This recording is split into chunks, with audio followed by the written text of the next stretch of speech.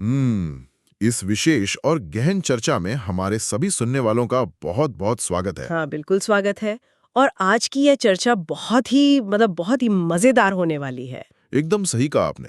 देखिए, आज हमारे सामने जो स्रोत और सामग्रियां रखी गई हैं ना, वे हमें हिंदी साहित्य के एक बहुत ही शानदार पन्ने की ओर ले जाती हैं।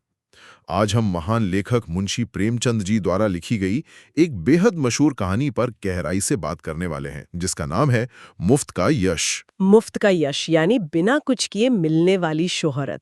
ये विषय ही अपने आप में बहुत कुछ कह देता है। बिल्कुल। और हमारा आज का उद्देश्य, या कहें हमारा मिशन, सिर्फ इस कहानी को ऊपर ऊपर से सुनाना नहीं है। हम उस मानवीय मनोविज्ञान, समाज में सत्ता के प्रति जो हमारा एक आकर्षण होता है, और खासकर अफवाहों की ताकत को समझने की कोशिश करेंगे। हाँ, क्योंकि प्रेमचंद जी ने जिस बारीकी और हास्य के साथ इस कहानी को बुना है, वो सच में सोचने पर मजबूर कर देती है कि कैसे हमारा समाज अक्सर सिर्फ दिखावे के पीछे भागता है। तो चलिए इस कहानी की परतें खोलते हैं। शुरुआत होती है कहानी के मुख्य पात्र से, जो कि खुद एक उपन्यासकार हैं, एक लेखक हैं। और मजे की बात यह है कि हम पूरी दुनिया को इसी कथाकार की नज़र से देख रहे हैं। अब होता यह है कि उनके ज़िले के जो हाकिम ज़िला है, मतलब जो डिस्ट्रिक्ट मैजिस्ट्रेट है, उन्हें इतिहास और पुराने सिक्कों की खोजबीन का बड़ा शौक है। हाँ, वो इतिहास प्रेमी अफसर। कथाकार खुद हैरान रहता है कि भाई दफ्तर के इतने भारी भरकम काम के बीच हाकिम साहब को इन ऐतिहासिक शोधों के लिए समय कैसे मिल जाता है। लेकिन कथाकार अपनी तरफ से कभी उनसे मिलने नहीं जाता, वो थोड़ा हिचकिचाता है। और उसकी हिचकिचाहट जायज़ भी है। मतलब मैं सोच रहा था कि अगर एक साधारण लेखक खुद चलकर इतने बड़े अफसर के पास जाएगा, तो लोग क्या कहेंगे। वही ना, लोग तुरंत सोचेंगे कि इसका कोई निजी स्वार्थ है। कथाकार अफसरों की चापलूसी या दावतों का सख्त विरोधी है। बिल्कुल। लेकिन कहानी में असली मोड़ तब आता है जब एक दिन अचानक हाकिम जिला की तरफ से खुद एक पत्र, एक रुक्का आता है। हाकिम जिला कथाकार को अपने बंगले पर मिलने के लिए बुलाते हैं। और बस यहीं से कथाकार एक गहरे धर्म संकट में पड़ जाता है। वो सोचने लगता है कि अगर साहब को इतिहास पर बात ही करनी थी, तो वो खुद मेरे घर क्यों नहीं आए। हाँ, और इसी उधेड़-बुन में वो अपने दोस्तों से सलाह लेता है।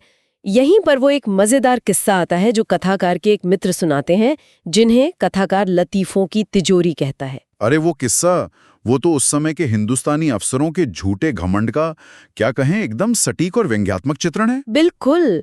श्रोताओं को ये किस्सा जरूर सुनना चाहिए कि कैसे एक अफसर दामाद अपनी ससुराल जाता है, अपनी पत्नी को विदा कराने के लिए। हाँ, और ससुर जी बड़े प्यार से कहते हैं कि बेटी इतने दिनों बाद मायके आई है, अभी कैसे विदा कर दूं, कम से कम 6 महीने तो और रहने दो। एक आम परिवार में ये बहुत सामान्य सी बात है, लेकिन वो अफसर दामाद, उसने इसे अपने पद और रुतबे का अपमान मान लिया। एकदम आग बबूला हो गया, सीधे घोड़े पर बैठा और वापस दफ्तर आ गया।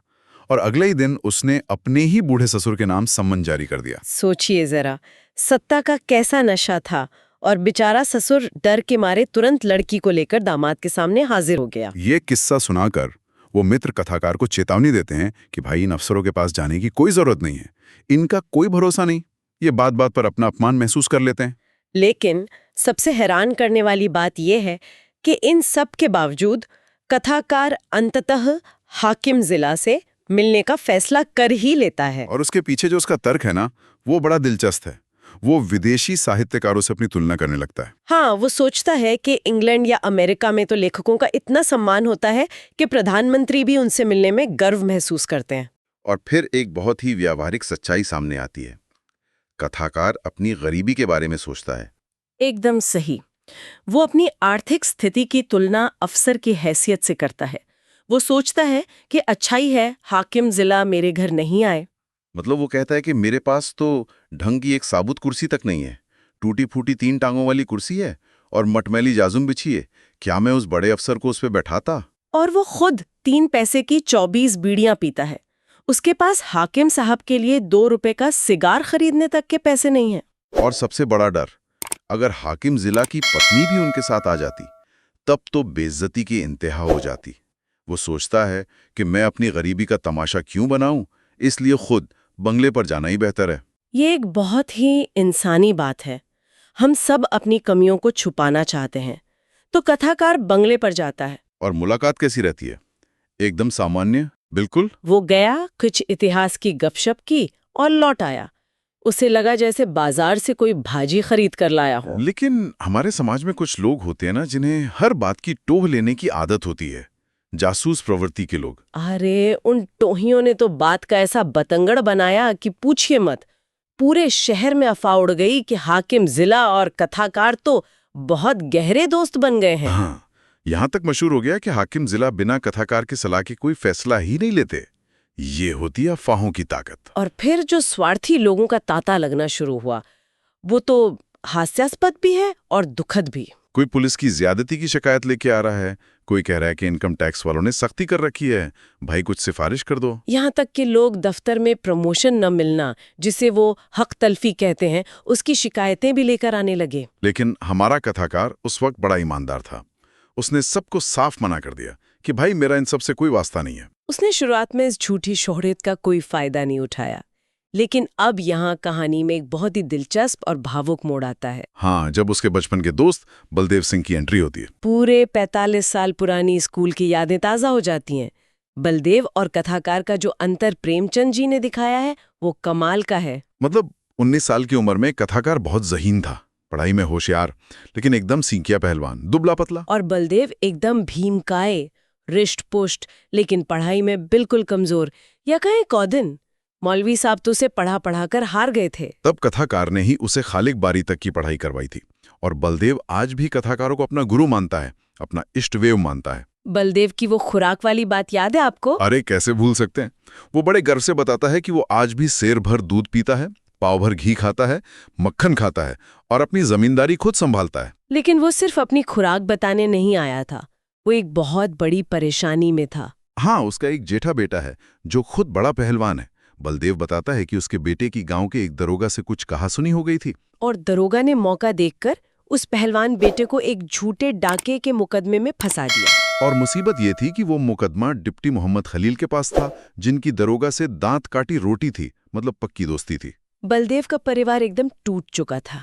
उसकी बहू और पत्नी ने पिछले 7 दिन से निराहार व्रत रखा हुआ था, दाना पानी छोड़ दिया था। वो एक तरह से कथाकार पर जबरदस्त भावनात्मक दबाव डालता है। वो कहता है कि तुम हाकिम जिला से मेरे बेटे की सिफारिश कर दो, बचपन के साथी को नहीं मत कहना। अब कथाकार तो फंस गया धर्म संकट में। बलदेव ने तो उसके सारे बहाने पहले ही काट दिए थे। तो कथाकार ने उससे पीछा छुड़ाने के लिए एक झूठा वादा कर लिया। उसने कहा ठीक है, मैं बात कर लूंगा। लेकिन कथाकार भी चतुर था। उसने एक शर्त रख दी कि मैं कह तो दूंगा, लेकिन सरकारी मामलों में अफसर पुलिस का ही साथ देते हैं, ताकि बाद में जब बेटे को सजा हो जाए हाँ। तो वो कह सके कि मैंने तो कहा था, लेकिन साहब ने नहीं मानी। बिल्कुल पेशबंदी कर ली उसने। और कुछ दिन बीत गए। कथाकार तो इस वादे को पूरी तरह से भूल भी गया। लेकिन फिर आता है कहानी का क्लाइमैक्स। अचानक एक दिन बलदेव अपने उसी पहलवान बेटे के साथ कथाकार के कमरे में दाखिल होता है। और बेटा आते ही कथाकार के चरणों में गिर पड़ता है। बलदेव तो खुशी से फूला नहीं समा रहा था। वो चिल्लाकर कहता है कि कमाल हो गया भाईजान, साहब ने दरोगा को बुलाकर खूब डांटा। हाँ, और मुकदमा पूरी तरह से खारिज कर दिया। बलदेव को पूरा यकीन था कि ये सब कथाकार की सिफारिश का ही चमत्कार है, जबकि असलियत में कथाकार ने तो एक शब्द भी नहीं कहा था हाकिम साहब से। अब यहाँ से कहानी मुफ्त के यश वाले मनोविज्ञान में गहराई से उतरती है। बलदेव सिर्फ धन्यवाद कहने खाली हाथ नहीं आया था। अरे वो अपने साथ देहाती सौगातों का एक पूरा अंबार लेकर आया था। एकदम एक बड़ा सा गट्ठर था जिसमें गांव का शुद्ध खोया, मटकी भर दही, मटर की ताजी फलियां, अमावट और ताजा गुड़ था। कथाकार अंदर से जानता था कि उसने कुछ नहीं किया। उसने सच बोलने की कोशिश भी की। उसने कहा कि भाई तुम नहा कितनी दूर से ये चीजें ढोकर लाए, मैं तो साहब के पास गया भी नहीं था। लेकिन बलदेव इस सच को मानने को तैयार ही नहीं था। उसने कथाकार की इस सच्चाई को उसकी नम्रता समझ लिया। उसे लगा कि मेरा दोस्त इतना महान है कि इतना बड़ा उपकार करने के बाद भी श्रेय नहीं लेना चाहता। और यहीं पर कथाकार की नैतिकता डगमगा जाती है। उसे लगने लगता है कि बिना कुछ किए ही इतना बड़ा यश मिल रहा है, तो क्यों ना ले लिया जाए। उसका मन उन मुफ्त के एहसानों और सौगातों को छोड़ने का नहीं करता। वो सारी चीजें रख लेता है। और फिर वो एक ऐसा वाक्य बोलता है जिससे बलदेव को और पक्का यकीन हो जाता है। हाँ, कथाकार कहता है कि देखो भाई, किसी से इस बात का जिक्र न करना। ये मास्टर स्ट्रोक था। ये कहकर उसने अप्रत्यक्ष रूप से स्वीकार कर लिया कि सिफारिश उसी ने की थी। तो अब जरा सोचिए, जिस व्यवस्था और जिस झूठी शोहरत का कथाकार शुरुआत में इतना कड़ा विरोध कर रहा था, अंत में उसी व्यवस्था से मिले मुफ्त के यश को उसने कितनी खुशी-खुशी स्वीकार कर लिया। बिल्कुल। क्या वो खुद भी उसी खोखले समाज का हिस्सा नहीं बन गया? ये समाज की उस मानसिकता को दिखाता है जहां लोग बिना सच्चाई जाने सत्ता के इर्द गिर्द झूठी कहानियां गढ़ लेते हैं। और हम भी तो कभी-कभी अपनी जिंदगी में ऐसी झूठी शोहरत या झूठी तारीफों का आनंद लेने लगते हैं ना। एकदम। ये कहानी आज के समय में भी उतनी ही प्रासंगिक है। क्या हम आज भी ऐसे मुफ्त के यश के पीछे नहीं भाग रहे हैं? ये एक बहुत ही गहरा और विचारणीय प्रश्न है जिसे मैं चाहूंगा कि हमारे सुनने वाले खुद सोचें और इस पर विचार करें। कहानी का जो व्यंग्य है वो सीधा हमारे दिल पर चोट करता है। बिल्कुल। तो आज की हमारी ये विशेष प्रस्तुति सुनने के लिए आप सभी का बहुत बहुत धन्यवाद। अगर आपको मुंशी प्रेमचंद की ये शानदार कहानी और हमारी ये चर्चा पसंद आई हो तो हमारे चैनल आज की कहानी को लाइक, शेयर और सब्सक्राइब करना बिल्कुल न भूलें। और हाँ, बेल आइकन जरूर दबाएं ताकि जब भी कोई नई कहानी या चर्चा आए तो सबसे पहले आपको नोटिफिकेशन मिल सके। मिलते हैं अगली बार एक और दिलचस्प विषय के साथ।